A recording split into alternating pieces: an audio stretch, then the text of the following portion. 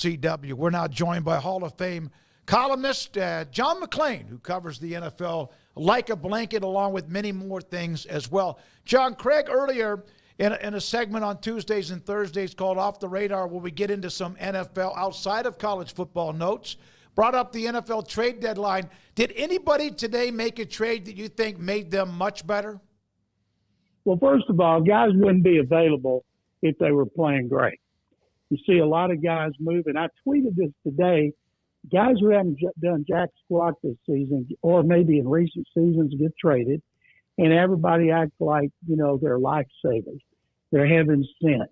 Now, if you're DeAndre Hopkins and you go from Will Levis and Mason Rudolph to Patrick Mahomes, and you're not the receiver you used to be, but you're still good, it can pay off, as we saw last night. But today, the best one I saw was the Commanders trading for Saints cornerback Marshawn Lattimore, who also can play safety. Now, he's not the player he used to be, but he can still play. And I thought that was the best deal I've seen, and I know you hate that. And those like my wife hates it. I told her today about it. And I thought that just shows how serious the Commanders are about thinking they are a legitimate chance to do some damage in the playoffs, not just hold off the Eagles in the NFC East. And I love teams that make deals like that, because so what if you're giving up a 5? The worst trade was the Cowboys giving up, a 4 for a receiver who hadn't done jack squat the last 2 years. You mean the worst receiver on the Panthers, John? Yeah. He wasn't even playing for the Panthers. My goodness. But, Jerry was all in on the trading deadline. So Marshawn Lattimore was the best move, and I forgot the receiver's name now. Mingo, Jonathan Mingo. Yeah, Jonathan So did the Mingo, Panthers. who was way overrated when he came out of college, was the worst deal.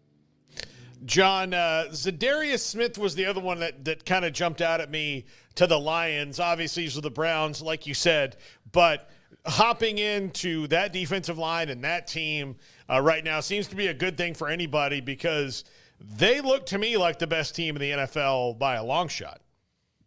Well, I think they're the best team in the NFL. I'm going to see them Sunday night in Houston, in which they'll probably pulverize the Texans. And the one thing they have not done really well without Aiden Hutchinson is rush the quarterback. But everybody rushes the quarterback. C.J. Stroud's the most pressured quarterback in the NFL because his interior offensive line has been horrible, despite having first, second-round picks at left guard and center, and I paid free agent at right guard. So Smith had 5 sacks for the Browns, and that's more impressive when you think he hasn't had a lead where he could tee off on quarterback. So he's 32. I think he's 32 years old. He's got a lot of money.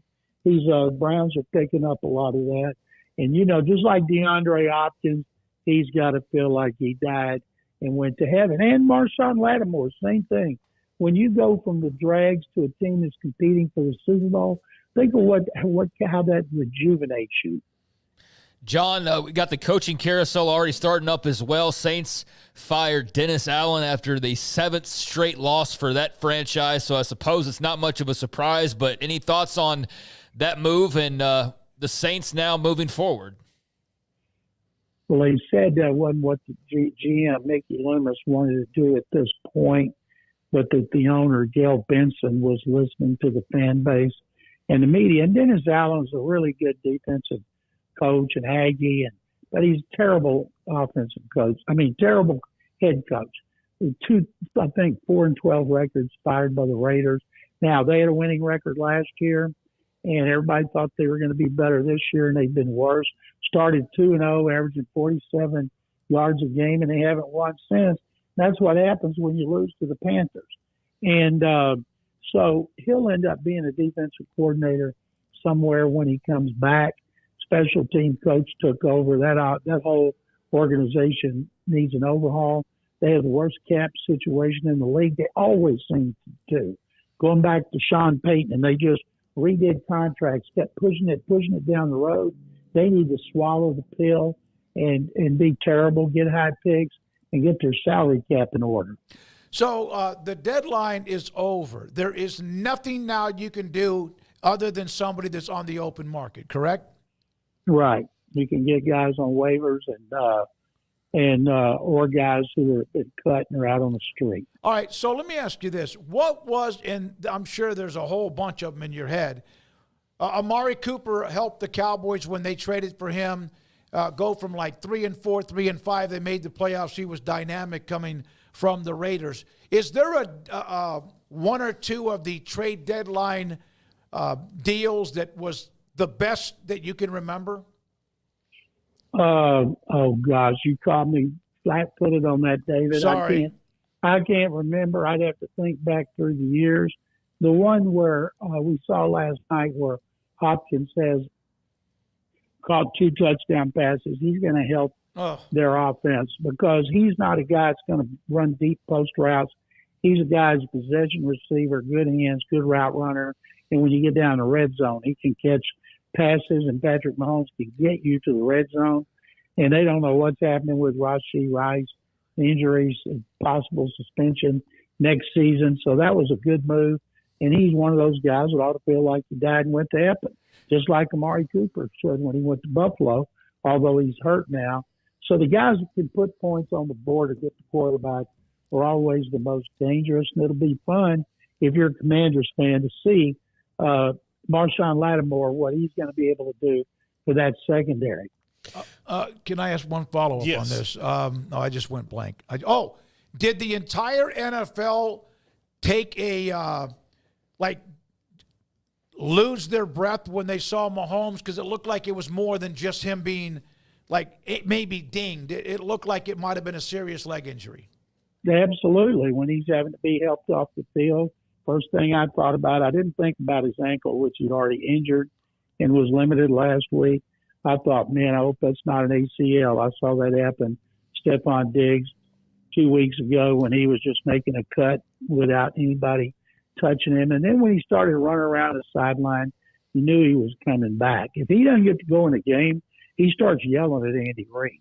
And so unless the doctor's telling that, he can't walk, he's going to play. And I thought, Todd Bowles made a terrible mistake. As Troy Aikman pointed out, you're at Arrowhead, you got to go for 2. If you don't make it, there's no shame in that. But as soon as Chiefs won that coin toss and Baker Mayfield looked up to the heavens and kind of shook his head, he knew it was over. Everybody knew it was over. And Todd Bowles said he didn't give hardly any thought to it, which is stupid. John, the Texans really needed to draft or trade for some offensive linemen.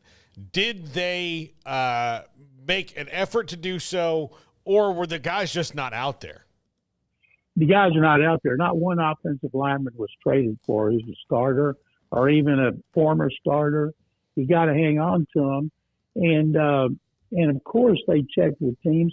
Kenyon Green, their left guard, has just been awful. He got hurt. He's on IR. Number 1 pick, 15th overall from A&M 3 years ago. I don't think he'll ever play for the Texans again. And their center, Juice Scruggs, 2nd-round pick last year, has been awful. Shaq Mason, their right guard, an expensive free agent in his 3rd season. He's given up 7.5 sacks in 9 games. And so I don't know what they've got planned.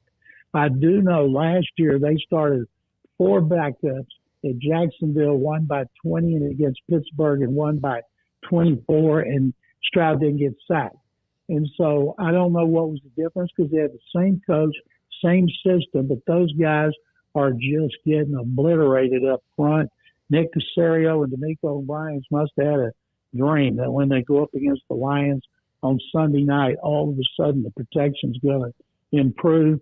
We may see the first 1-step drop in history. 1 step back, claim it. Dallas with Dak appears to be headed to the IR. That's 4 games. They're about to play the Eagles and Texans and Commanders. That game's on the road. All of them are above 500 and play pretty good football.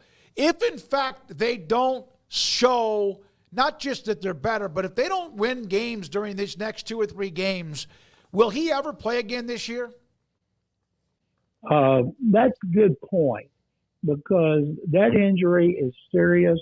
You go on IR, you miss a minimum of 4 games. And it might be best to keep him out and let Cooper Rush take the beating, or Trey Lance if Rush gets hurt. Micah Parsons is going to come back. I'm not sure when Lawrence is going to come back. And they have had injuries on defense, but as usual, they can't run the ball. I would have cut Zeke Elliott. When you're a bad team and you got discipline problems like him, who was late to a bunch of things, cut him. He's not helping you. Just like that idiot Cincinnati receiver didn't go to the walkthrough the night before. He was seen at a casino by himself playing a slots. They should have cut him immediately. It's amazing what they let players get away with today. But if I'm the Cowboys, I'm thinking about my new coach, and I'm thinking about having a high pick and trying to get some weapons around Dak Prescott. No matter what people think about Dak, he ain't going anywhere. That was assured when he got that big contract. But it would behoove them and him if they actually helped him. And if you got a high pick, you're going to have a chance to get playmakers in there and make immediate impact. All right. Did you stay up past midnight to watch Baylor get destroyed and humiliated by Gonzaga? You trying to make me throw up again? I'm in Florida. It started at 11:30, and I took a long nap so I could watch that. And the only thing that bothered me afterward, because all those things you said are true, I thought, now they can't go unbeaten. First unbeaten team since Indiana with Bobby Knight. With all those new players, Edgecombe, you hope that's the worst game he has. None, worst game he has. I was looking at the new guys. And you got that many new players, you're going to struggle. And then I started thinking, well, he's got to play UConn too. So hopefully that schedule that Scott has set them up will help them when they get to the Big 12, which is the best and toughest and most physical conference in the country. Well, John, basketball might have been a disappointment, but football certainly wasn't on Saturday night out at McClain Stadium. Your thoughts on 37-34 and the 4th and 9 call by Dave Aranda and just all that came with that long anticipated and awaited victory against those rival Frogs? Well, I'm on a text thread with a bunch of friends of mine who've been going to Baylor games like I have for decades, and I said immediately, got to go for it, because I didn't see Hoover setting them up, but it was a great call. Of course, if it hadn't worked and they'd gotten beat, everybody wanted Aranda fired. But, he's been pretty gutsy on those plays. And when it was over, I thought, man, you got to – when Bryson comes from Franklin, I'm pretty sure they didn't have to give him much money. But they better get him some money, because there's going to be schools. If he keeps that up, those big state schools, they got all that money piled up, calling him like Ashton Jenney at Boise. Last year, everybody tried to steal him, but he didn't leave. So, and that same thing with Sawyer Robertson. The offensive line run blocking was incredible. What a game. And it was so much fun to watch. And I'm glad they get the week off to prepare for West Virginia. And it's just so exciting.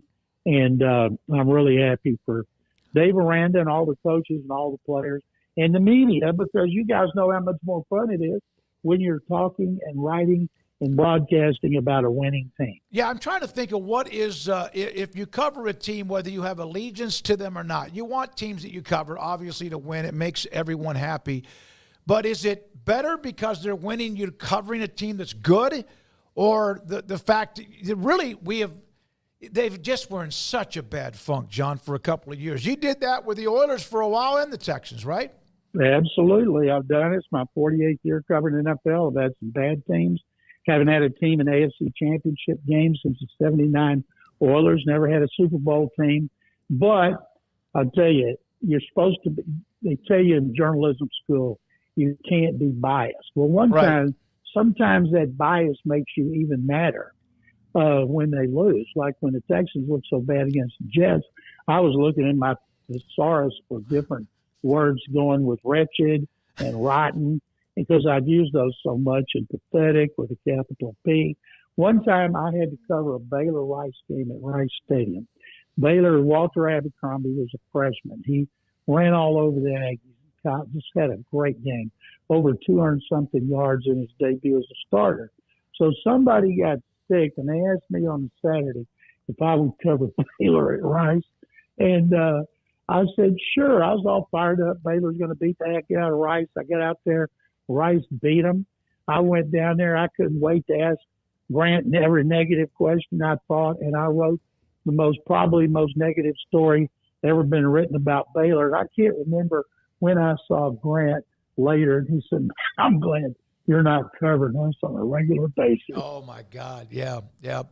Hey, man, thank you very much, John. Thank you, guys. Thank you very much. It's Second Bear. That's John McClain, Hall of Fame columnist, with us on 365 Sports. Cowboys again with